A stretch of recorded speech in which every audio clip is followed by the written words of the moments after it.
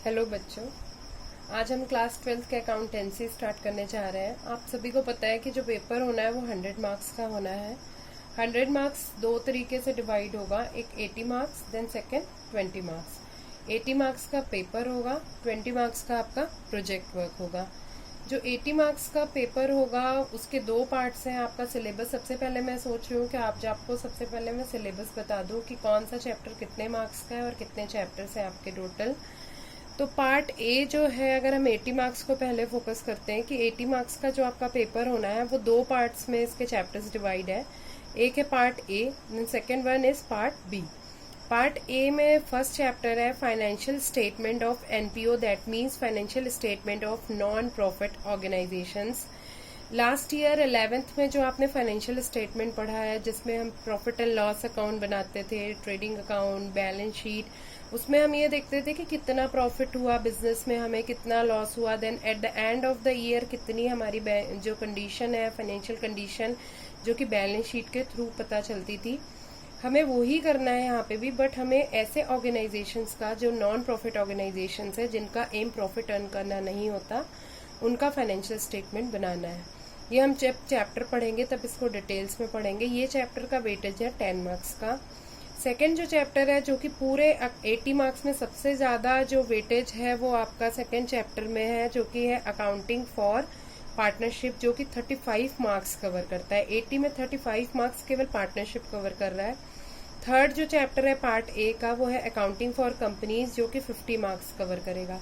That means part A का भी हम देखते हैं कि 60 मार्क्स पार्ट ए से कवर होगा और पार्ट बी से कवर होगा आपका 20 मार्क्स, तब जाके ये टोटल बनेगा 80 मार्क्स। पार्ट बी में जो पहला चैप्टर है वो है एनालिसिस ऑफ फाइनेंशियल स्टेटमेंट, जो कि 12 मार्क्स का है। देन जो अगला चैप्टर है वो है कैश फ्लो स्टेटमेंट, जो कि 8 मार्क्स का। उसके बाद आ जाते हैं हम कि 20 मार्क्स जो आपके आने हैं, 20 मार्क्स जो कवर करेगा प्रोजेक्ट वर्क। उसमें प्रोजेक्ट वर्क के भी 3 पार्ट्स हैं। पहला पार्ट है 12 मार्क्स का, जो कि 1 आवर के रिटर्न टेस्ट में होगा, जो कि रिटर्न टेस्ट आपका या तो दिसंबर में होगा या फिर जनवरी में होगा। अगला जो 4 मार्क्स है उसका आपको एक प्रोजेक्ट बनाना पड़ेगा। देन अगला जो 4 मार्क्स है वो एक वाइवा होगा आपका, उससे दैट मीन्स इस तरीके से आपके 20 मार्क्स कवर हो जाएंगे। तो एक प्रकार से सिलेबस है, ये सब बच्चों आप लोग नोट कर लेना, ये जरूरी है क्योंकि हमें स्टार्टिंग में पता होना चाहिए कि कौन सा चैप्टर कितने मार्क्स का आएगा और कितनी किसकी वेटेज है। तो सबसे ज्यादा जो वेटेज है वो है अकाउंटिंग फॉर पार्टनरशिप, जो कि 35 मार्क्स का है, जो लेंदी है, जिसके 4-5 चैप्टर्स का एक ये यूनिट में 4 से 5 चैप्टर्स है। तो आज हम फंडामेंटल ऑफ अकाउंटिंग, जो कि सेकंड चैप्टर है, जो कि पार्टनरशिप का बेसिक चैप्टर है, वो स्टार्ट करेंगे, जो कि है फंडामेंटल ऑफ अकाउंटिंग।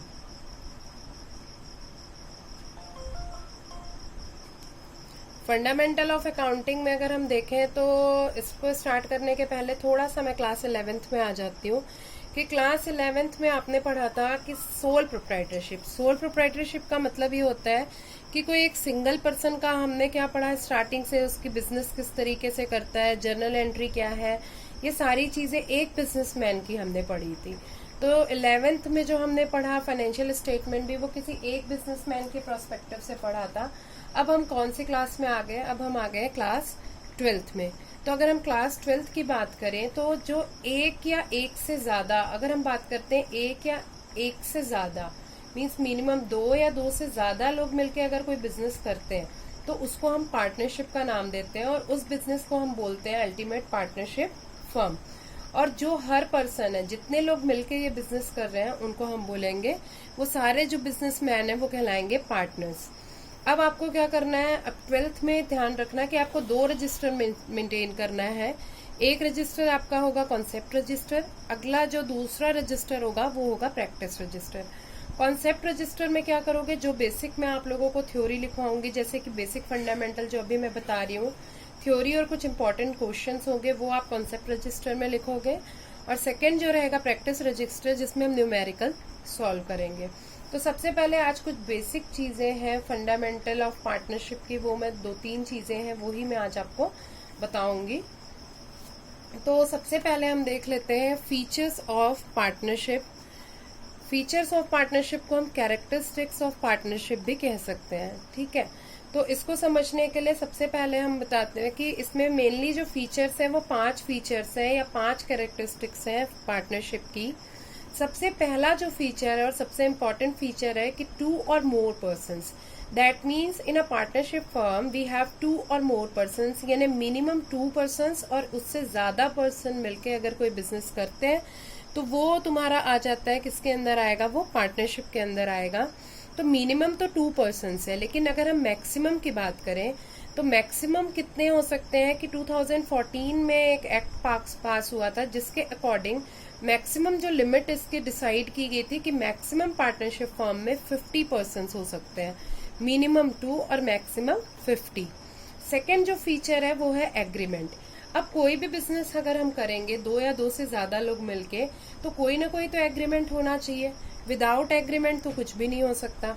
ठीक है, अब एग्रीमेंट की बात जब ये आती है तो एग्रीमेंट का मतलब होता है कि किस तरीके से बिजनेस चलाना है, कैसे बिजनेस को रन करना है, किस तरीके से प्रॉफिट लॉस डिवाइड होगा। तो जो एग्रीमेंट है वो ओरल भी हो सकता है और रिटन भी हो सकता है, जिसको आगे जाके हम बोलते हैं पार्टनरशिप डीड। तो ओरल भी एप्लीकेबल है और रिटर्न भी एप्लीकेबल है, बट ज्यादा बेटर माना जाता है रिटर्न को, जिसको हम पार्टनरशिप डीड के बारे में आगे भी इसकी स्टडी करेंगे। तीसरा जो फीचर है वो है लॉफुल बिजनेस, यानी जो बिजनेस होना चाहिए पार्टनरशिप में वो लॉफुल होना चाहिए। इलीगल बिजनेस को पार्टनरशिप में कोई भी स्थान नहीं दिया गया है।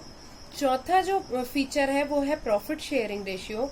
ये इंपॉर्टेंट फीचर है कि जब कभी भी पार्टनरशिप फर्म बनती है, कोई भी पार्टनरशिप फर्म अगर बन रही है, उनके जो पार्टनर्स हैं उसमें एक एग्रीमेंट होगा कि भाई जो प्रॉफिट किस तरीके से डिवाइड होगा, क्या प्रॉफिट शेयरिंग रेशियो इक्वल होगा या फिर प्रॉफिट शेयरिंग का कोई रेशियो डिसाइड होगा कि जो जिस हिसाब से कैपिटल लगा रहा है उस हिसाब से, वो क्वेश्चन में आपके दिया रहेगा।